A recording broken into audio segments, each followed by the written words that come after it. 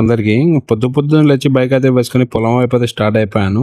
2 days నుంచి కూడా అసలు పొలం వైపు అయితే వెళ్ళలేదు నేనైతే. తర్వాత ఒక 10 డేస్ 8 డేస్ అయితే వెళ్ళొచ్చాను. పదునున్న చోట మొక్కలు అయితే వచ్చాయి, పదునున్న చోట అయితే గింజలు అలాగే ఉన్నాయి కాబట్టి నేనైతే పొలం వైపు వెళ్ళడం అయితే మానుకున్నాను. 2 డేస్ తర్వాత వర్షం నైట్ ఒక రోజు వచ్చేసి బీభత్సంగా అయితే పడింది. మామూలుగా పడలేదు, బీభత్సంగా అయితే వర్షం పడింది. ఆ వర్షం పడడం వల్ల మనకు మందాలు గింజలు అన్నీ అయితే మొలుపు అనేది ఫుల్గా అయితే మొలుపు వచ్చింది. మనం విత్తనం వేసిన తర్వాత ఇదే ఫుల్గా వర్షం పడడం ఫస్ట్ సారి.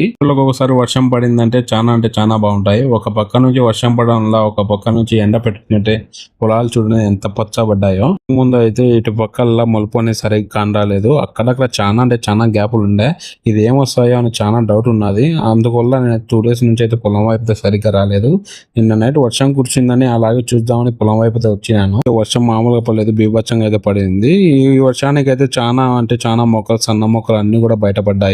చాలా పచ్చబడ్డాయి మొక్కలు కూడా. ఇంకా చాలా వరకు వచ్చేటివి ఉన్నాయి, అవి కూడా నిదానం కొద్ది టైం పడుతుంది. చాలా హ్యాపీగా ఉంది. ఇట్లా వర్షం పడుతూ ఉంటే మొక్కలు అనేవన్నీ కానొస్తున్నాయి. లేకపోతే ఇదంతా మనం మళ్ళీ నాటుకోవాలంటే చాలా ఇబ్బంది అవుతుంది. కూలీలు కూడా చాలా మంది తగ్గుతారు.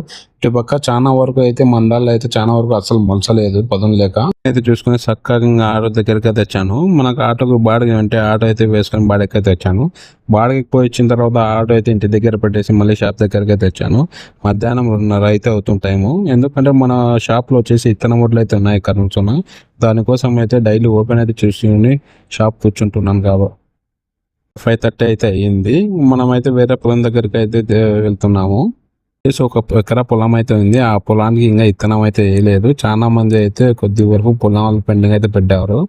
నీళ్ళు వస్తాయి రావు, వర్షాలు సరిగా పడతాయో పడవు అన్నట్టు అయితే మేమైతే ఒక ఎకరా పొలం వచ్చేసి పెండింగ్ అయితే పెట్టాలి. చాలా లోపలికి అయితే వెళ్ళాలి. ఒక 500 మీటర్స్ అయితే ఉంటుంది.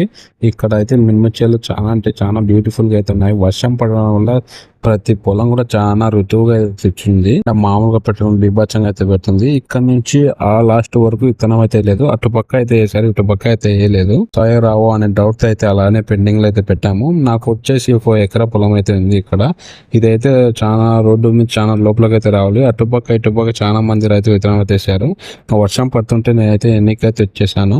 వచ్చిన తర్వాత గన్ను అయితే కొద్ది రిపేర్ అయింది. ఇంకా సీజన్ కాబట్టి మనం అన్ని సామాన్లు రెడీ అయితే చేసుకోవాలి. ఇక్కడికి వచ్చిన తర్వాత 2 కొత్త పట్టాలు అయితే వేపిస్తున్నాము. ఎంత పడుతుందో చెప్పండి. కాస్ట్ వచ్చేసి 300 అయితే పడింది మనకు. బాగానే ఉంటాయి, పర్వాలేదు, మెత్తంగా ఉంటుంది. స్పాంజ్ కూడా మెత్త స్పాంజ్ వచ్చేసి.